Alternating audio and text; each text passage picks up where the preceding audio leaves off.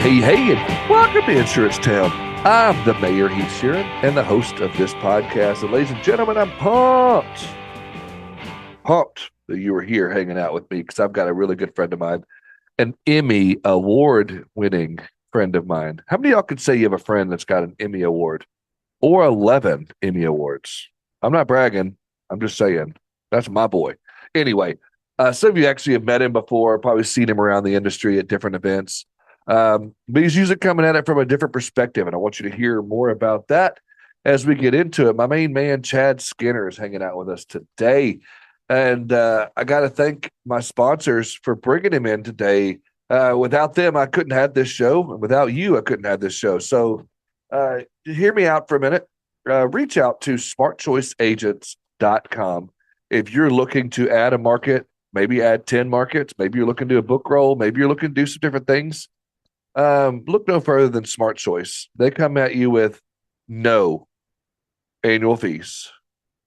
They help you by raising your commissions, lowering your premium thresholds and your volume commitments, and they share in their bonuses and their contingencies. You got to check it out, smartchoiceagents.com. I promise you, it'll be a game changer for you, the agent. Tell them the mayor sent you. Also, my friends over at Manscaped. It is holiday season, ladies and gentlemen, and your significant other would love or to take care of their personal grooming and get a razor from you.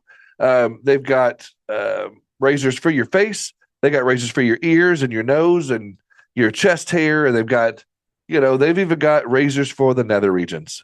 Guys, don't let the name Manscaped fool you. Women all over the country are using Manscaped products as well. And I can tell you right now, for being a listener of this show right now, you can get 20% off. That's right, 20% off. And wait, it gets better. Free shipping and 20% off by using the code MAYOR. Help your loved ones feel and look their best with products from Manscaped. Precision engineered tools for your family jewels. Guys, I would jump out of the way here as quickly as I can and let you get into my conversation with my main man, Chad Skinner. Chad Skinner, what's happening, brother? Well, I'm here with you. Best part of my day. Oh, you're so sweet. I didn't have to pay you to say it. Nope. Yeah, man. There'll be an invoice in the mail. Don't worry. Perfect. That's all I needed to hear. Just send me the invoice. I will not pay it, but at least I'll get it. No big deal. Hey, I'll just keep you in collection status the rest of your life. So not a big deal. You'll just owe me. Yeah, that's fine. I probably already do owe you for many of things. I think you've been my free Uber several times in my life, so I do owe you for that. So, I'm happy to oblige. I appreciate that. Okay, so talk to me. Okay, we just had Thanksgiving. Tell me your favorite dish. Thanksgiving. What's funny is I am so not the traditional. Okay. I have turkey. I am absolutely 100% down for doing like something random on Thanksgiving, like a Chinese buffet or nice. a taco bar.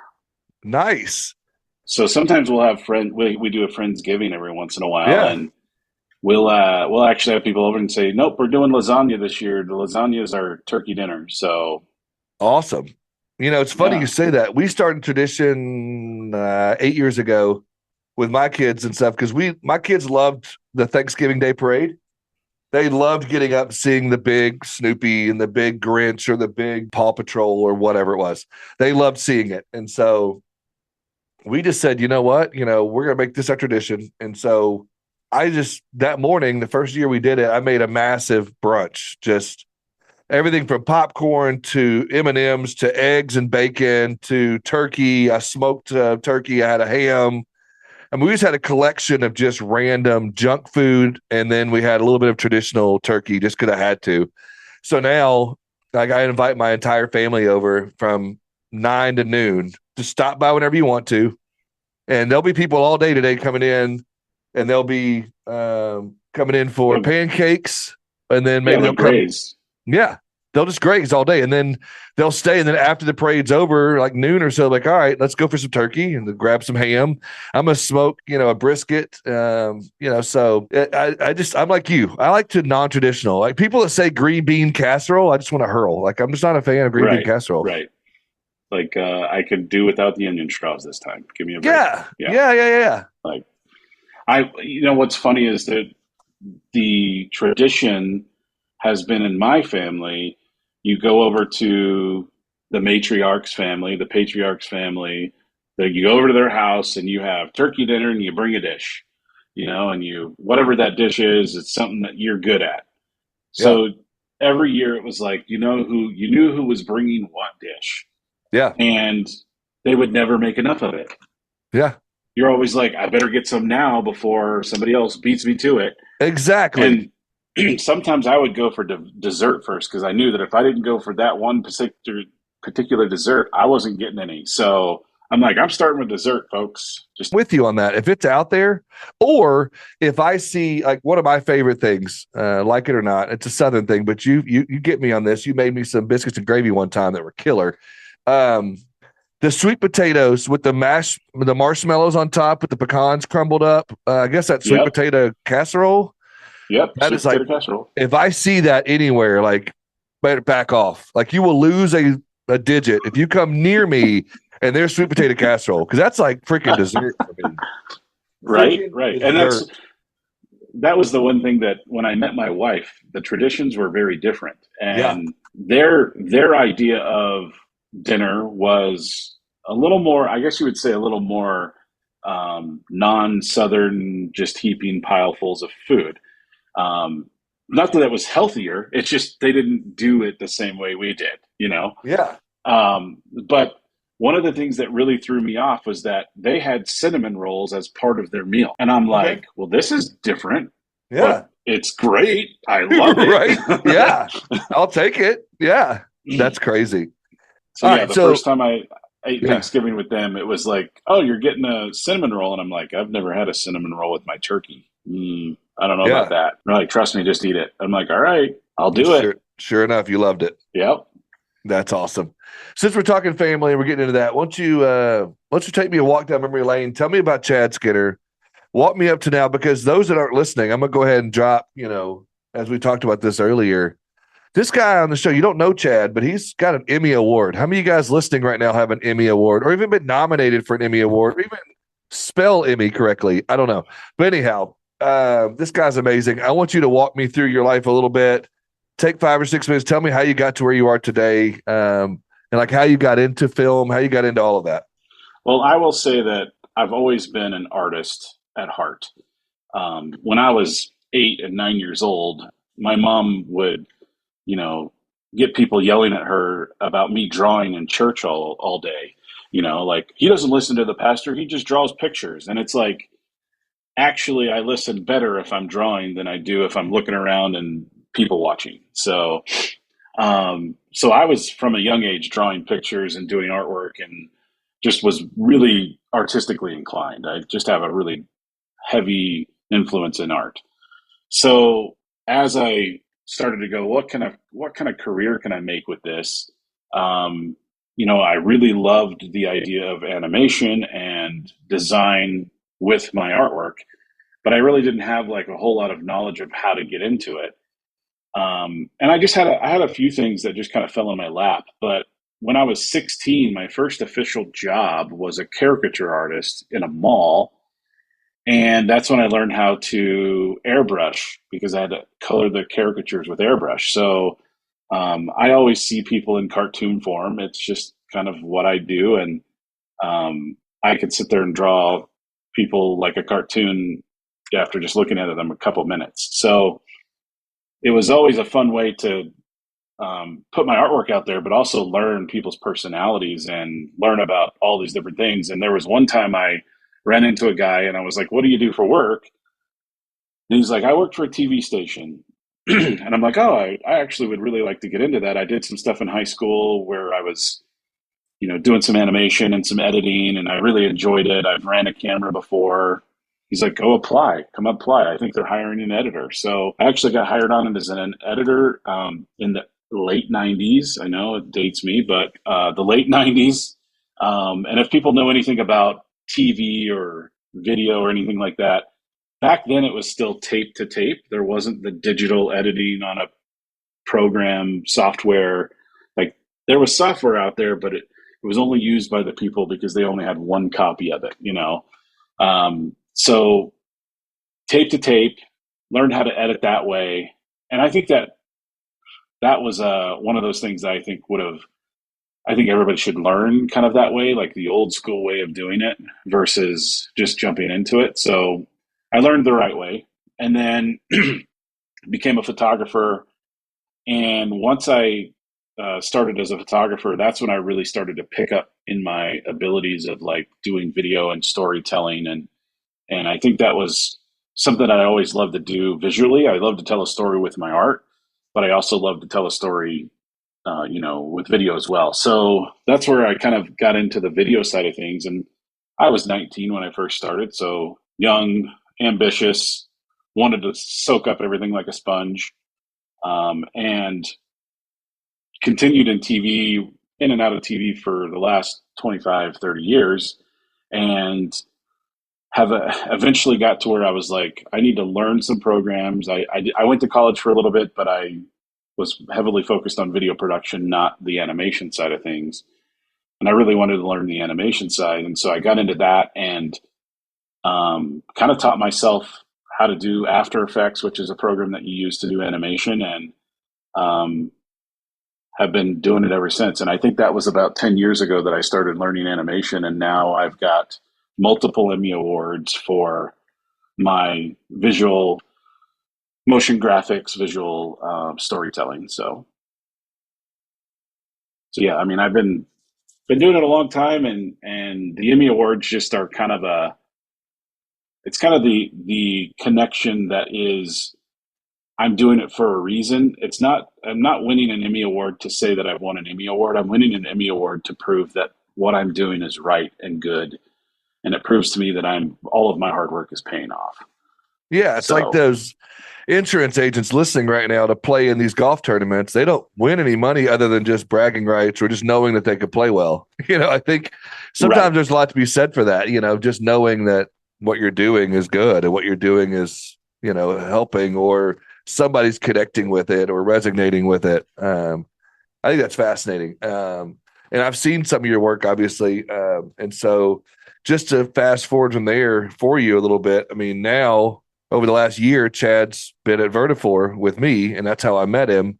Actually, prior to being at Vertafore, I met him. But and you say all the time you fall into insurance. You never really like pick insurance. Exactly. I have absolutely fallen into it, and I've learned way more about insurance than I've ever thought I ever needed to, much less wanted to.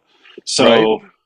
And I'm still learning, but it's kind of one of those things like, it's not something that I even 5 years ago, I wouldn't have said, oh my God, I'm going to be working for a software company that builds software for insurance. Like I would have never thought that. What I thought was fascinating was, you and I in a marketing meeting, and like you just said, you don't know jack about insurance necessarily, nor necessarily, some of the other stuff that we were talking about. However, the first person up on stage, so to speak, was you when it came to like sharing the ideas or talking about what you thought would be a great ad campaign for this or talking about this. And I think those listening, you don't have to necessarily know every single thing about insurance, be able to have a good ad campaign or to be good at marketing yourself. And I think that's, something else that I didn't know. I always thought the cameraman was just a big dumb idiot behind the camera, didn't know anything. But what I've learned from working with you is there's so much more to the cameraman. Like they help tell the story, they help with certain angles, they help with certain stories. You even ask questions off camera. Off mic. There's a lot of things to that I did not know about. Yeah, and I think that it's kind of funny you say that about the big dumb camera guy, and because there are some big dumb. Well, that's how they portray him on TV. Right. There are some big dumb camera guys. There is a reason why there's kind of that stigma. But at the same time, I'd say 90% of the guys that I've worked with that are camera guys, they're in it to prove to themselves that they can tell a story. That's what they're in it for. They're not in it for the idea that I just have a job and I'm collecting a paycheck. You don't get into a position like that just to collect a paycheck. You have to have some kind of passion for it. You have to have some kind of drive to be able to do it and do it well. But I think that, when it comes to like how I would relate what I do to somebody in the insurance world is there's always more than meets the eye. If you can find a way to reach your clientele, your audience, your community that is real, that is a story that people will relate with, that's how you connect with them. It doesn't have to be that you're an insurance guy and you want to sell them insurance. It's that, you know what? I'm just like you. I have a family just like you. I go through the same nonsense that our community is going through too. I'm there with you. I understand that, I don't want to pay the most premium for my insurance either. But you know what? I want to make sure that you're covered so that if something does happen, we're going to go through this and we're going to get through it together, not I'm just leaving you out high to dry. I think that that's a big stigma when it comes to this type of like way of marketing yourself, is like you've got to somehow bring in the insurance side of things to make people like you. No, you really just need to be you, and you need to relate with people on the real level that you are. Yeah, and I completely agree. And I think, be real, maybe share, maybe put yourself on camera and share, hey, I'm Chad Skinner from Skinner Agency. I just want to share what I'm thankful for these holiday season. I'm thankful for this. I think that what you're saying too is the idea that some people think that they have to sell all the time. 100%. And I think that that's where a lot of the times the reason why people don't buy from you is because you are too car salesman-y aggressive. You've got to relate with people where they are. It has nothing to do with insurance. It has everything to do with the human element. If you can relate to them where they're at and how, you may love to play golf, but that doesn't mean that every one of your clients loves to play golf. So don't post everything about golf. You know what I mean? You may want to give a Thanksgiving message, but don't say, I want you to buy insurance from me. You know what? I just want to make sure that you guys have a great holiday season, and I want to tell you a little bit about my traditions. And that's fine. And people will relate to that. And then when your name comes up as an insurance agent, they should know you as the guy that gave them the really cool Thanksgiving message than the guy that's the insurance guy. Yeah, I agree. And I think people relate more to those things. And, when I was an insurance agent, I wanted people to, know more about me as the person than they did me selling insurance. And I even made the joke a lot. I want you to call me for if you need a name of a good tow truck guy, or if you need a name of a mechanic, or if you need to know a good recipe for, whatever, like I want people to come to me for everything. Like I want to be their go-to guy, and not necessarily about insurance. I just want them to know Heath Sheeran. And I was always doing Heath awareness when I was on Facebook or on social or whatever, because I wanted people to know who I was. And if I can help them in any way, that's all that matters. And if I sell a policy, great. If not, then they at least know who I am. And I think going back to the idea of like, how do you market yourself as an insurance agent? I think it's very true about, don't think like a salesperson. Think like a human. Think like somebody that is like, if I were to go up to you and talk to you at a restaurant, and I don't know who you are, I don't know jack about you, but there's something that connects us because we're in the same restaurant at the same time, and something happens that we both witness. We can talk about that. That's what you need it to be like. You don't need to tell a story about how you sell insurance. You need to tell a story about how you relate to them. And I think that that's what people miss. They think that they have to be on that, oh my God, I got to sell myself as an insurance agent. No, sell yourself as you, and people will appreciate that. And then once they hear that you're an insurance agent, be like, man, that guy's pretty top notch. I wonder what kind of insurance he sells. I wonder if he can help me out. I wonder if he can save me some money. Yeah. I find it, talking about all this stuff and working with you and seeing the way you operate and the way things go. Again, back to storytelling. And you and I worked in an agency telling the story of an agency that was very centered around more, the service and the sales, and all of it was about relationships, and all was about building relationships. And the perspective that you were able to bring to that, and the angles you were, not just the angles that you were shooting, but like the angles of the story and the way you were telling that story, again, going back to way more than just a big dumb animal behind a camera, you were able to bring so much value there, so much perspective. And so, is that truly what is? You said 90% of the cameramen you've worked with have been good. Is it just a different perspective that you guys bring to the table, or the artists like you bring to the table? I would say yes. Majority of those people, majority of that 90%, Yeah, they're going to be the guy that can kind of see things from a different perspective, that can really add to the story by challenging the process, so to speak. I'm very much an advocate for challenging the process, and I think that if you can make somebody that's so stuck in their tunnel vision of why you're there, what you're there for, if you can catch them off guard a little bit and make them think a little bit outside the box, and also like think about it from a different perspective, that's challenging the process. And I think that when you do that, not only do you get some of the most real answers out of people and the most real interaction out of people, but I think it makes them think, I'm comfortable now. This guy doesn't want to just be here to go knees to knees on an interview. He wants to really get to know who I am and why I'm doing what I'm doing. And that perspective that I bring when I'm in that moment of being the camera guy, I may be behind the camera, but I'm paying attention.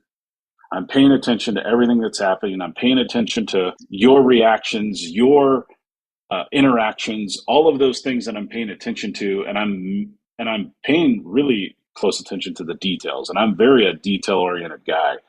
Um, I have like sometimes my wife will make fun of me. She's like, "You don't watch a TV show like I watch a TV show. You pick it apart. You see all the wrong things with it, and right. you see all the things that you know they're telling you a story within a story, and you go deeper than what you really need to go." And I'm like, but that's the thing. Like those camera guys, or those cinematographers, they see things from a different perspective, and they can use their video and their film and their composition to tell a story within the story.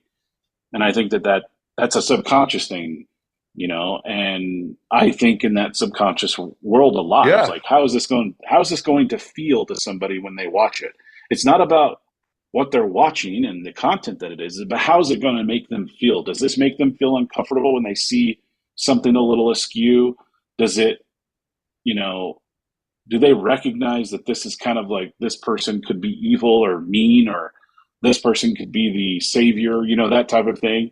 So I look at it from a feeling of like, subconsciously, what are you going to feel when you watch this yeah. clip, so We are at a mid-roll ad, and I want to talk to our friends over at Canopy Connect, your one-click solution to getting those deck pages you need to quote your prospect.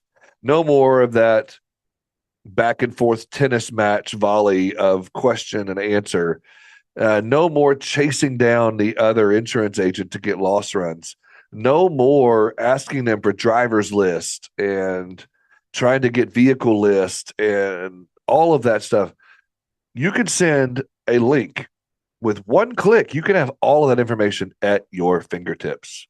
It is a technology, and it is a company that has revolutionized the insurance industry. And my boys over at Canopy Connect are the ones behind it. Go to usecanopy.com/Heath. Get your demo and get your discount, the mayor's discount, by going to /Heath there. Usecanopy.com/Heath. Also, want to talk to you about my good friends over at Old School Marketing. They are changing the game when it comes to mailers. You've all heard of direct mail pieces, but this is done in a different way. It's handwritten. It's done in a drip method that helps you to get calls all month long, not just in one day or 1 week. And it looks like grandma sent you a letter. It's handwritten notes in an envelope that's also written in grandma's handwriting. It is handwritten by actual human beings, not a font, not generative AI, not printed. It's actual handwritten note and handwritten envelope. You got to go check out oldschoolmarketing.com. OLDE schoolmarketing.com. Thanks again, and let's get back to the show. Yeah, I think it's interesting, like what you're talking about in this, because I do feel like, so I'll be watching some of those shows that are, and I wanted to hear some of your examples in a minute, but some of those shows I'll be watching and I'll be thinking of my wife, she and I talk about, because I have the same brain similar as you on some of that. And I'll be like, okay, you see how they just said that? They're setting this guy up for this, and then this is going to happen because they don't, that's too easy for him to be the bad guy.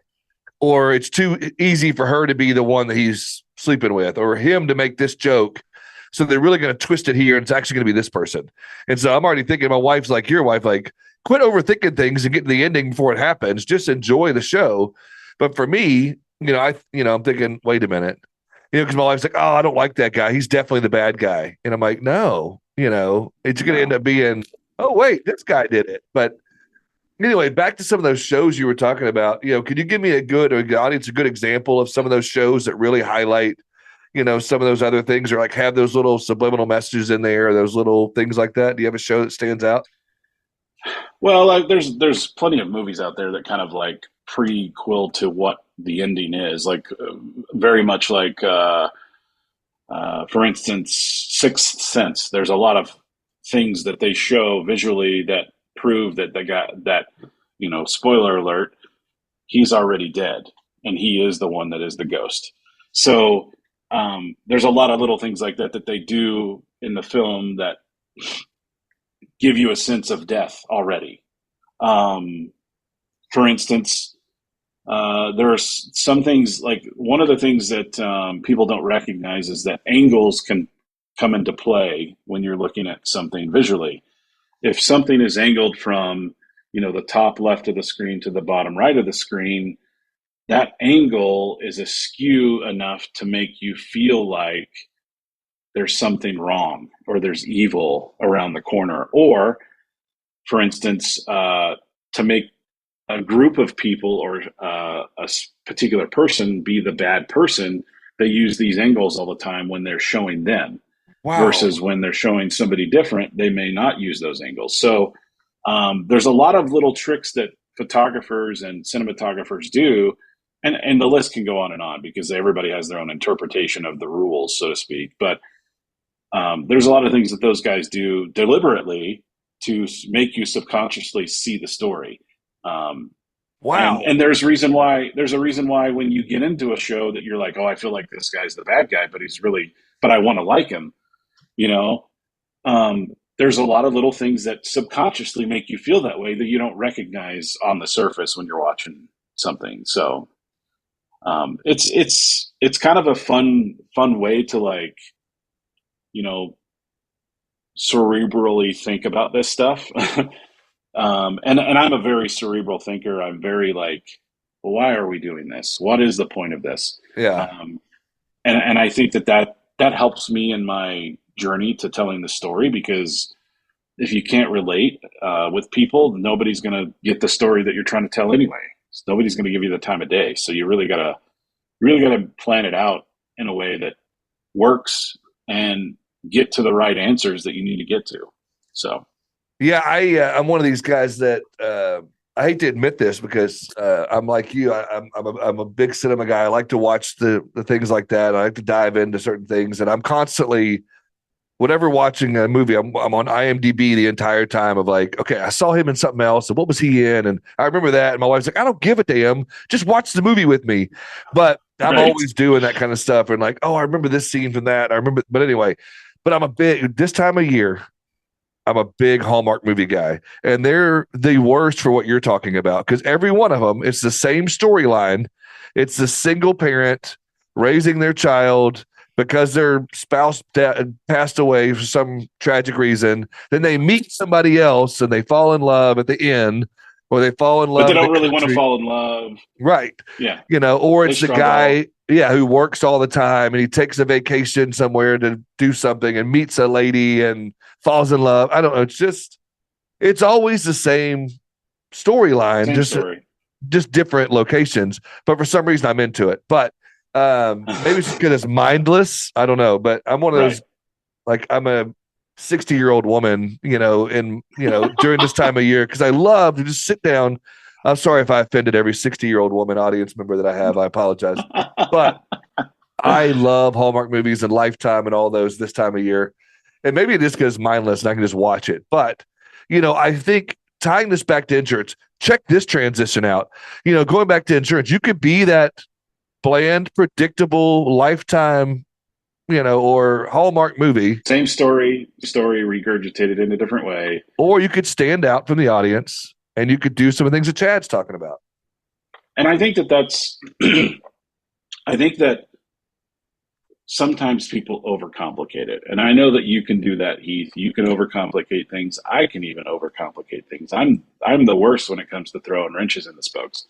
But one of the things that I will say is sometimes simple is better. Yeah. And simply being yourself and telling your story will be probably the thing that people relate to the most. It may not be the most amazing story that you came from the very bottom to the top or whatever. It doesn't have to be that. You can relate with a lot of people just by being real and being honest. And I think opening up that vulnerability on camera is sometimes hard to do. But if you recognize that, people don't want fake, they can see through the BS, you know, they can see through it. So people don't want you to be fake. They want you to be real. They want you to give them some kind of true interaction that isn't this just nonsense of like you're just trying to sell me on something or you're trying to prove to me that you're really not that way. People see through it, and I think that that's especially now with the social media the way it is. It's so rampant with people putting fake stuff out there.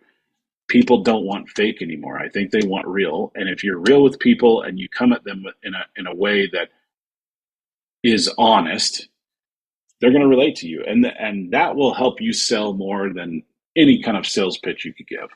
And I think it's even funny that the buzz for the last couple of years has been authentic and being real and all these things, but yet they're still being fake and just hashtagging authentic or hashtagging transparent. Yeah. And it's like we don't even know what real is anymore. And I feel like, but I do, like, to your point, I do feel like people can sense that when you're being real. Like there's a way that you speak. There's a way that you talk through things. You don't stutter through it, or you don't and ah. You don't do that. It's real. It just flows right out when you're being honest. And I think people could tell with your tone of voice, with all of those things. And so, if you can find a way to be real with your audience, whoever that may be, I think you're going to connect with them a lot better. And in the insurance industry alone, I think that's super important because we're protecting some of their most valuable assets, their homes, their cars, or their lives for that matter. Well, and I think that's kind of the hidden gem of it all is that you're there for their protection, not to be somebody fake. It's a real thing that you're doing for them. Yeah. It's something necessary. It's something that they have to have. So why not be real about it? Why not tell me the way it is? Tell me like it is, so that way I can move on with my day and not feel like I'm being taken advantage of. I think that's if you as the independent agent is out there trying to just sell your butt off, but you just can't seem to like connect with anybody, stop being fake. Just be real with them and be like, you know what? I know this sounds like a lot of money, but you know what is worse? Is not having any of these things to go back on when you don't have the coverage that you need. Like, come on. Like the real aspect of this is I'm trying to protect you from what matters most. Yeah. Yeah. And that's the way I look at it. And that's just, maybe that's my personality of I just want to be real with people and I want people to be real with me. But it's not just always it's not a sales game. It's real life. People have to deal with this in real life, and just recognize that when you talk to people.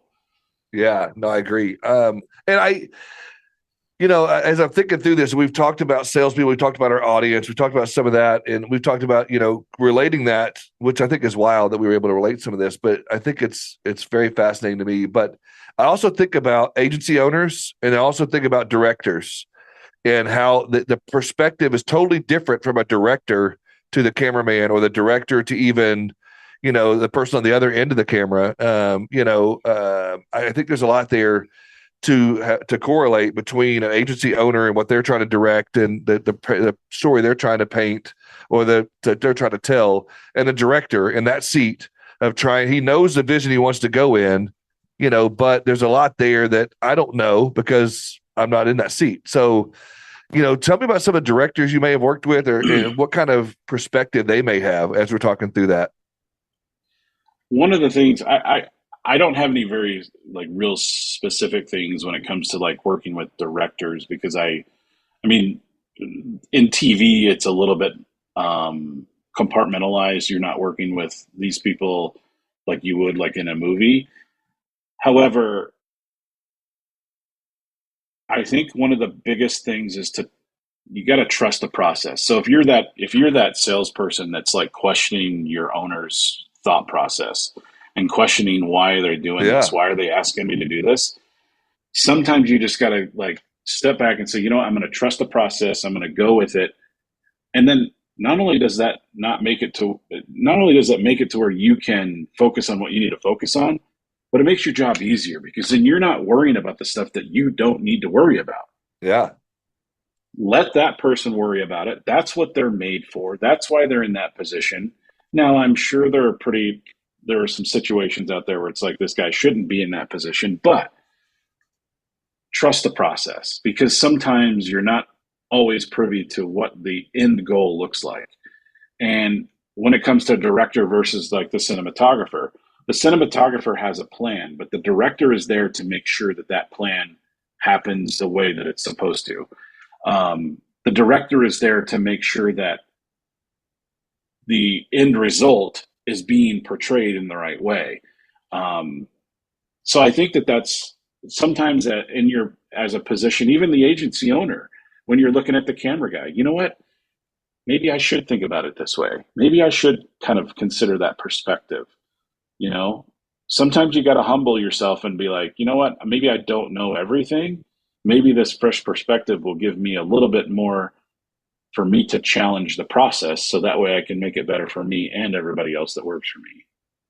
Yeah, I like that. And I think those directors, and agency owners alike should always have, their, be looking at their processes and perfecting those and looking into those, and, making sure they're still relevant, making sure it's still speaking to the audience, because the way things were shot 50 years ago is different than now. The way things were sold 50 years from now, 50 years ago is different now. I think you got to be able to evolve. Well, and you have higher expectations from your clients. True. People don't want a 1990s movie right Yeah. now. Right. They expect more. They expect to have the bells and whistles that technology has provided. So sometimes if you're stuck on whether or not you should pick that technology, sometimes just breaking the mold and going, you know what? I got to do this because I got to keep relevant. It's just like that 60-year-old that is stuck in their ways and Yeah. going, I've done it this way for years. I don't need to change what I'm doing. Right. You've already lost the game. You're already too far behind, Yep. because you do have to be relevant, and you have to recognize that your clients will call you out on your BS. They will call you out on it. They will be like, you know what? I know somebody over here that's going to give me the service that I want and the way Yep. that I want it, because Yep. they've got their stuff together and they're actually able to Yep. provide me with the technology that I want to use. Yeah, you're dead on. And this is coming from somebody that's not in the insurance sales game. It's just, good advice from old Uncle Chad there. But I appreciate, because I think you're right there. And I think it goes back to everything that we've been talking about in storytelling, and whatever role you are in that story, or in that story, or in that movie, or that TV show, or in an agency. I think you have to be able to do those things. And then I appreciate you sharing your advice on some of that and your thoughts on that. So for you, being a guy who's been doing this for a while now and been nominated for awards and some of those things. I know you said earlier you don't do it for necessarily the money or the recognition. It's more of just knowing that you're doing things right. But what does that, what does that do for you, for your confidence or for your career or whatever, when you did that point where it's like, okay, I'm being recognized for my awards or I'm being recognized for that. Does that feel any different for you? Or is that a satisfaction for you or It's funny. My wife actually tells me all the time. She's like, "Stop being this way because you've worked your butt off to get to this point." yeah. And there are things about this corporate world that I'm in now that I'm in TV. Let me kind of back up because in TV, it's very much a deadline focused on a sometimes on minute to minute deadlines. And in the corporate world, things move at a snail's pace compared to that. So I beat myself up about like I don't feel like I'm giving my 100% like always because I just don't have the ability to because I'm being, held back by time, so to Yeah. speak.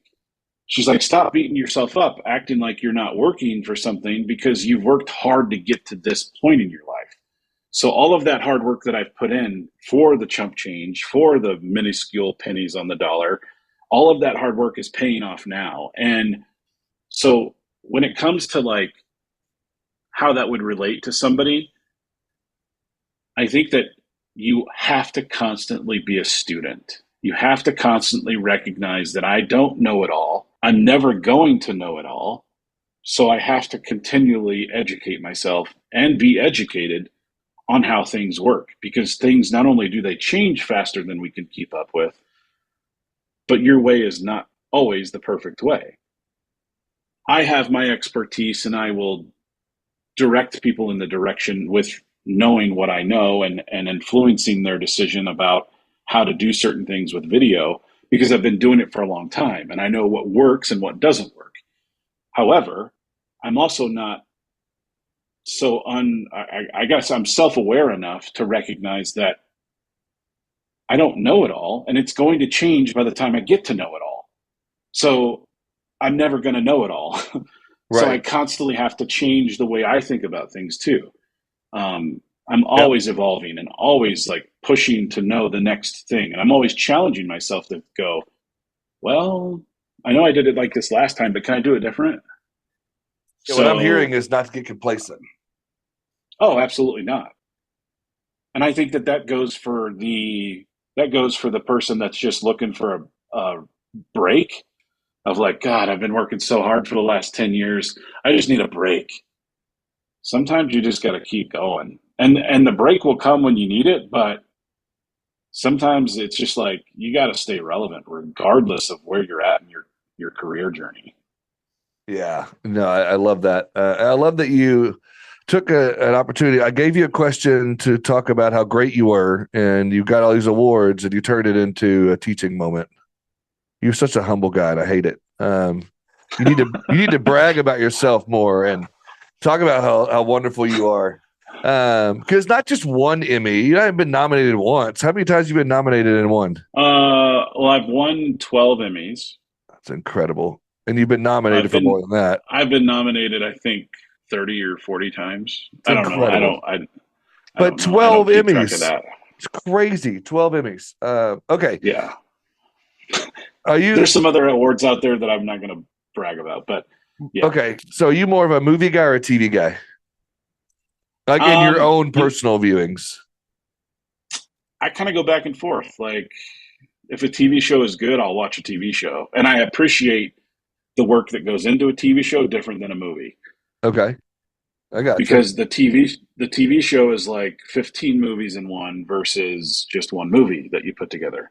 However, I understand the challenge of a movie because you're trying to fit in all of that information into a shorter amount of time. So I get both aspects and I appreciate both in different ways. I gotcha. Um, Are you but okay? when it comes to setting down and Yeah. watching something, it all depends on the mood. If I'm in the mood to just be mindless, I will literally sit down and watch like the first 48 or something like that, Yeah. like a crime show. But if I want to like get into really watch something to watch something, I'll watch a movie. Yeah. Are you a Christmas movie guy? I like Christmas movies. And do What's you your have? favorite? I was about to say we're about to do a Christmas movie draft. I'll give you Oh, first. okay. I'll give you first pick. We'll go 5 rounds. All right. So the best Christmas movie of all time? Or yeah, or your favorite, or something in there, and we'll just see at the end. I may put this out there, see what the audience thinks. Who got the best top five?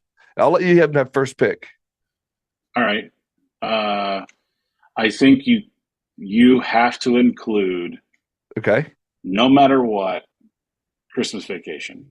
Oh yeah. National Lampoon's Christmas Vacation. I No, wouldn't say that's my top movie, but I think that that's your consensus first will pick. say Your first that's round my pick will first be. pick. That's a good one. Okay, if we're going that route, um, I think you have to have on a top list. My number one pick would have to be Home Alone. Okay, So Home that would have Alone's. been my next. That would have been my next one. So you've taken that one from me. What's your second pick? Let's go with Elf. Oh, I watched that one the other day. So funny.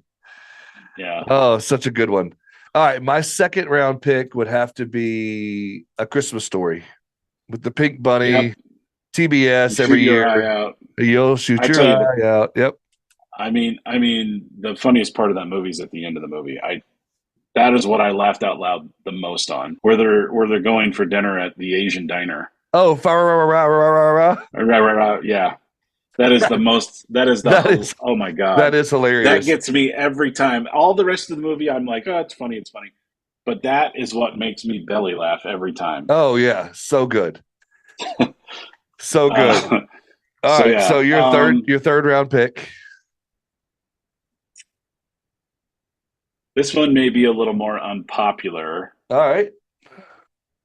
but I think I have to go with. Um, I don't know if I want. I don't know if some people say Die Hard's not a Christmas movie, but Okay, I but have to. no, You have to go Die Hard. no, I get it. It'll definitely get some eyebrows. I don't think it is. My wife does because it's around Christmas time. But I've just never been. I never Well, understood. it's not a Christmas themed movie, but it's a But it's a Christmas Christmas movie. movie, right? All You watch it righty. at Christmas time. You do, I guess. I don't, but people do. I'm with you on that. That's a good third round pick. I'm gonna have to go with a good value pick for me at the third round. Oh, one of my favorites actually, Fred Claus.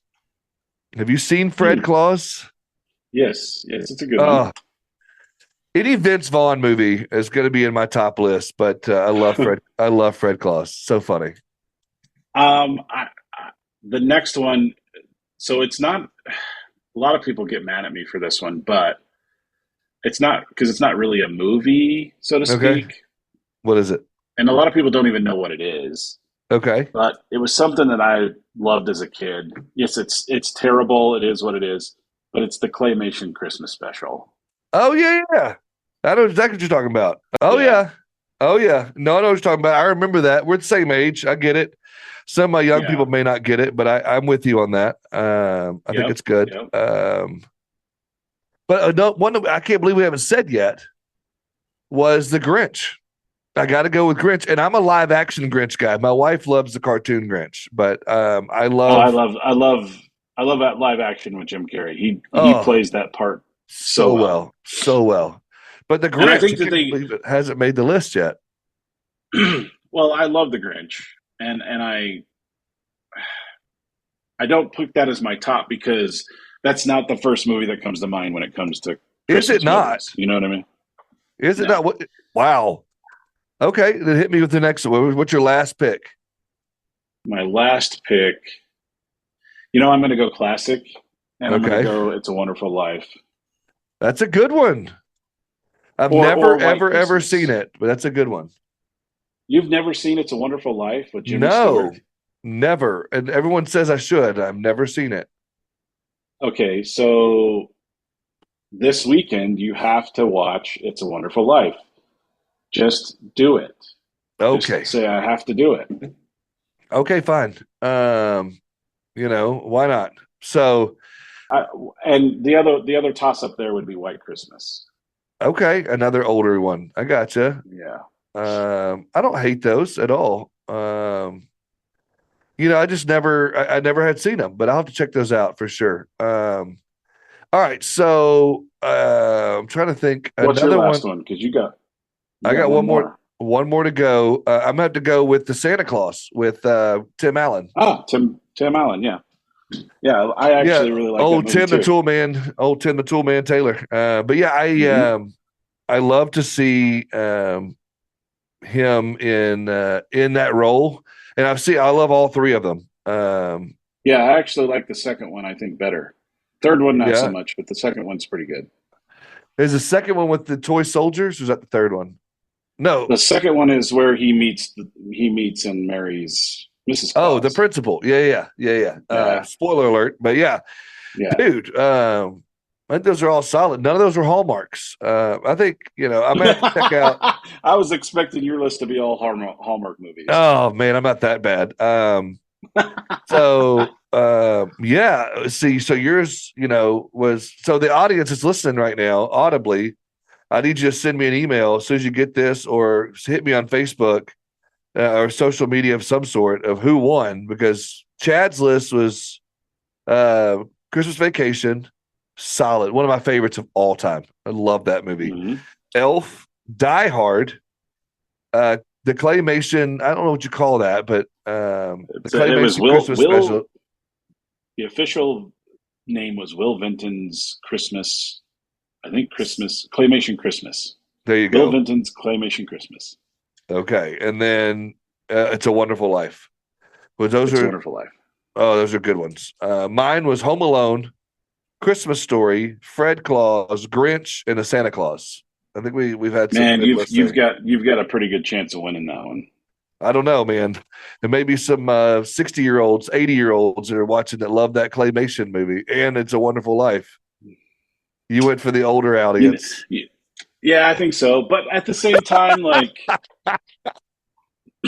at the same time, I'm an old soul, Yeah, there's nothing wrong with that. and I think that I think if I was trying to win this competition, this draft here, I would have had Home Alone. I would have had Yeah, Christmas Story. I yeah, would have had all the ones that you come up with. yeah. Okay, so my But bonus round, and I'm going first on this one because I know you won't steal it. But my favorite of all time, my favorite is not on that list. Have you okay, ever what is it? seen Family Stone? We're Oh, not. I don't know if I have. Oh, dude, every year, my wife and I watch. It's the first one we normally watch right after Thanksgiving, but we've already gotten into the Christmas movies this year. But Family Stone is so good. You got to check that one out. It's my heart warmer, but it's my favorite of all time. Do you have a favorite of Okay, all so time? then I would say my favorite of all time to watch every one that I have to watch every year is Home Alone. Yeah, Um, yeah. but people aren't going to think that like Polar Express is one that I watch with my family every year too. That's a great one. The Tom Hanks. Yeah, Yeah, that's a good one yeah, too. Yeah, I agree. So, yeah. and that one's like really well done as far as from, I would think, from your perspective, from an artist perspective. Yes, and no. I think it was well done. It's also deliberately different than what you're used to. Yeah, So they went deliberate, but they also to me it's like they tried to go realistic, but yet they stayed animated. animated. And there were things about it that made me go, you should have went one way or the other, not in between. Right. So, I but think I you're love right. Polar Express. That's one of my wife's favorites as well. Her and the kids love watching that one. And I love Tom Hanks. Tom Hanks is great. Okay, so And if you're gonna go with chick flick, another bonus round chick flick, okay. the Holiday. Oh yes, I can't believe I didn't even. Yes, the holiday's a great one. Jack Yes, Black, yes, so good. Cameron Diaz. Yep, that's a good one. Yeah, I love that one. All right, so now that we've you know bored the audience with that, I'm just kidding. Dude, I don't even know where to go from there. So I appreciate you hanging out with us and talking to us, just sharing your advice, some of your just thoughts of just advice on video and on sales. And I love the top 5 draft. Those are my favorite things to do. So I appreciate you hanging out with me. I'm sure I'll see you a lot in between now and through the holidays, but I appreciate you hanging out with me on the show. Yeah, I'm glad that I could give a fresh perspective. Yeah, dude, that's what it's all about, a fresh perspective. And so, I'm going to have to make that the title of this episode. I think that's interesting that Rotten Tomatoes use that kind of a fresh perspective, fresh tomatoes versus Rotten Tomatoes. So that was really good too. But there's a lot of correlation in sales and film. I didn't realize that till just now. Yeah, it's amazingly that film and video correlate to about anything you can think of. That's true. So crazy. Yeah, good for you for being in that industry and now being here with us. I'm so glad. I'm glad we've become friends personally, dude. It means a lot to me. So I appreciate you hanging out with us. Yeah, it's been fun. That was fun. I really enjoyed hanging out with Chad today, and I hope you guys did too. If you have an idea for a show, if you've got a topic you want me to discuss, or if you've got a subject you want me into, email me, heath@insurancetownpodcast.com. Also, guys, I don't ask this very often, but I'd love for you to go subscribe, go download previous episodes. Make sure you don't miss anything. We've got some really good episodes out there right now, and I'm really proud of it as we're on over 200 now. I don't know if this will be 204, 205, 203, who knows. But, guys, I am so pumped. Anyway, guys, hope you have a great day, and I look forward to hanging out with you again next week.